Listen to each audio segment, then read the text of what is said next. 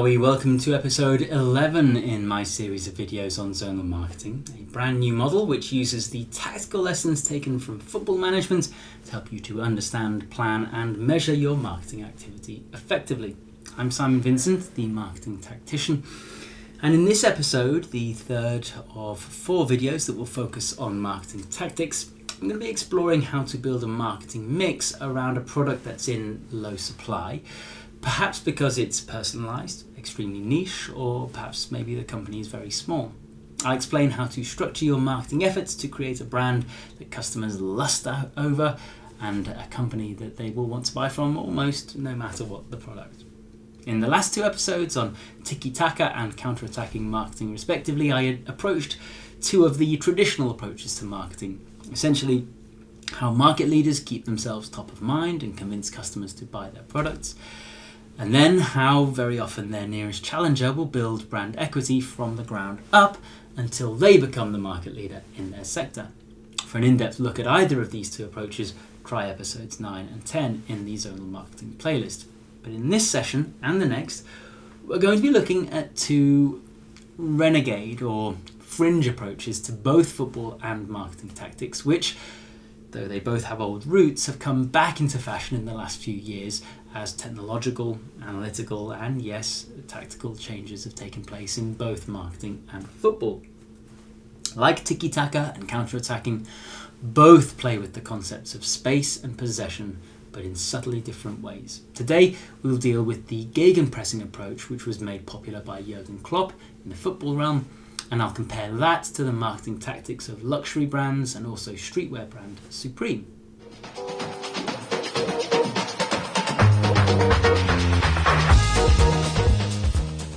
By 2013, Jurgen Klopp's Borussia Dortmund side had established a reputation for itself as playing a heavy metal brand of football that was extremely high energy, high excitement and high pressing. So compelling was Klopp's style that his team, a traditionally far less fancied and certainly less well-funded Bundesliga team, had recently won back-to-back titles and reached a Champions League final, beating Jose Mourinho's counter-attacking Madrid in the semi. Klopp's success was attributed to his Gegenpressing system, which constricted space and prioritised gaining possession high up the field. This, so the logic goes, led to easier and more abundant goal-scoring opportunities, hence the system's reputation as the most exciting, most attacking tactical approach. Klopp actually said in an interview, if you win the ball back high up the field and you're close to the goal, it's only one good pass away from a really good opportunity most of the time. Like Mourinho's Madrid, Klopp's Dortmund team played a 4-2-3-1, but actually in a completely different way. So for Klopp, the emphasis was on 2 key things. Number 1, forwards and midfielders that hunted in packs, winning the ball back very high up the field. The second element was an extremely high defensive line, which included attacking fullbacks who provided width and contributed to the attack. The stars of Klopp's side were Robert Lewandowski, Mario Götze, Marco Reus, and all industrious forwards who played very narrow and pressed from the front, and the fullbacks Marcel Schmelzer and Lukas Piszczek, the latter a converted winger, who overlapped the forwards and swung in dangerous crosses.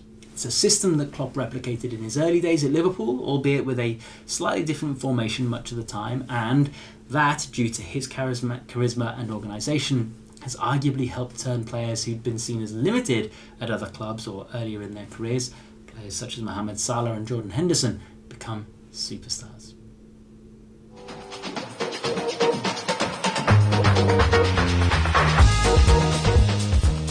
Okay, let's apply the principles we've learned from Gegenpressing alongside the foundational elements of zonal marketing to a commercial setting, taking each of the tenets one by one. So first of all, we talked about forwards and midfielders that hunt in packs, winning the ball back very high up the field. And that's the footballing equivalent of conversion and broadcast channels that are possession regaining in their nature. Remembering back to our essay on possession regaining approaches, this means a brand focused style of marketing. This is content that's not designed to sell on the basis of the items themselves or the lifestyle it will afford you, or even that you, the customer, what you, the customer, feel will fulfill your self-actualization requirements. This is about selling to you on the basis of what the company stands for, what the logo means. The most obvious examples of this are the luxury brands, Chanel, Louis Vuitton, Dior, companies where people will buy literally anything from them as long as they get to say they own a Dior. How do they do this? Traditionally, the luxury from these sorts of products would come from the fact that they would be unique or rare, typically because something was handcrafted and therefore one of a kind. In more recent times, companies like Absolut Vodka have managed to automate that process to some degree with their ambitious 4 million unique bottles project. Limited editions are a common way for more mass market brands to adopt this style. But note that the focus is not on creating a revolutionary product. The Prada bag is just a bag. The alcohol in one of the 4 million unique bottles mentioned above tastes exactly the same as normal Absolut Vodka. The focus is on the branding, on the story you tell yourself about the quality, craftsmanship or creativity of the company making it. The key thing is that there is a scarcity to all this, a one-of-a-kindness or exclusivity that inspires customers to loyally, almost blindly buy into anything that a luxury brand does, and we'll come back to this in a minute. But of course the second part of Klopp's approach was to have some width and attacking intent coming from his overlapping fallbacks. In zonal marketing terms, this is the equivalent of audience channels that are space constricting, i.e. product focused. In the case of Gegenpressing marketing, this means talking about your product in new, interesting ways, or more accurately usually, weaponizing your fan base to talk about your product for you. To help illustrate this point, let's consider those principles as applied to a non-luxury brand. When skatewear company Supreme started in 1994, famously introverted founder James Jebbia was fearful that he simply wouldn't be able to sell some of his pieces. As a result, Jebbia deliberately ordered low quantities of stock as he didn't want, and frankly couldn't afford, to be left with clothes that he couldn't shift. As Supreme grew, however, the business model stayed much the same. Even as the brand started to achieve icon status and attract the associated cult following that brings, the company continued to eschew the seasonal model that fashion brands have adhered to since the dawn of time, and instead released a new product every Thursday in a format that's now being referred to as drop culture. Over time, this weekly call to action, combined with the brand's steadily developing reputation to sell out extremely quickly, meant that queues started to form outside their shops on so-called drop day. As journalist Noah Johnson said in a podcast after a rare interview with Jebbia for GQ in 2019, Jebbia didn't want to restock. He didn't want this to be a store about basics where you could go in all the time and always find the same thing. If something sells out, he'd make something different, and a rolling production schedule was just a way to keep the stock shelved. He goes on to say that now, of course, that's evolved into something where through this model, they now have this insane control over creating desire. So successful has the drop model been for Supreme that it's since been attempted by many fashion brands and even migrated into other worlds such as music. So think of, for example, surprise album drops by Beyonce and Drake, for example. The key point here is that it's a brand-focused approach. Customers buy Supreme t-shirts for £1,200, hoodies for £700, and even bricks, yes, a single brick, with their logo on it for $355, not because they're the greatest looking or best manufactured product in the world, but because of the hype around having the logo on it. And of course, why does it work? The answer, as I alluded to earlier, is scarcity and social proof. Robert Cialdini, the co-author of Yes, 50 Secrets from the Science of Persuasion, says, "Our typical reaction to scarcity hinders our ability to think." He adds, "The feeling of being in competition for scarce resources has powerfully motivating properties." Liken this to Klopp's strikers not allowing opposition defenders to think and creating easy goal-scoring chances off the back of it. The bottom line when it comes to marketing is that when we feel like something is scarce, we are more likely to want to take advantage of it now. It's FOMO, right? And resources are never more scarce than when everyone else is after them, and that's what we call social proof, the wisdom of crowds.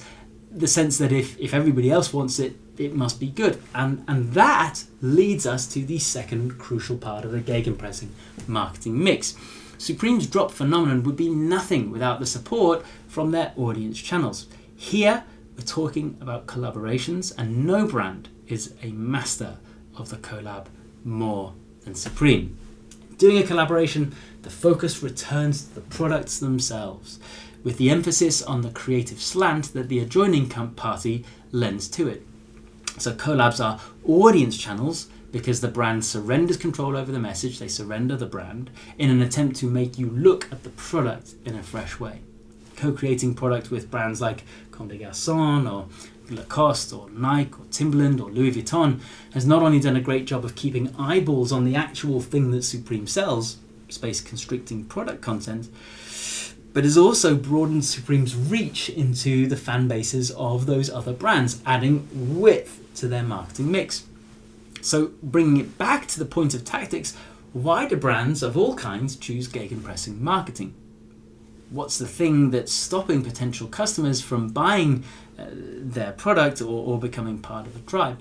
Well, in the case of every single one of the examples above, the reason why everyone can't buy these items is a lack of supply. All of the above brands have willfully chosen not to keep up with demand.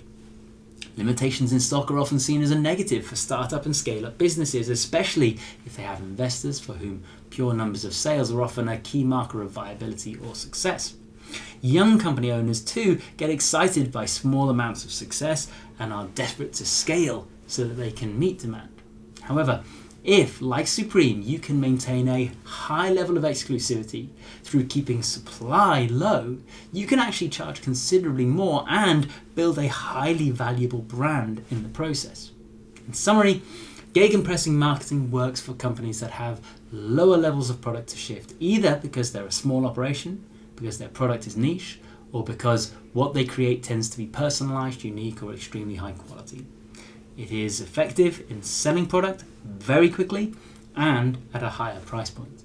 For further reading on this, I highly recommend Oversubscribed by Daniel Priestley, as well as the aforementioned 50 Secrets from the Science of Persuasion by Dr. Noah Goldstein, Steve Martin and Robert Cialdini.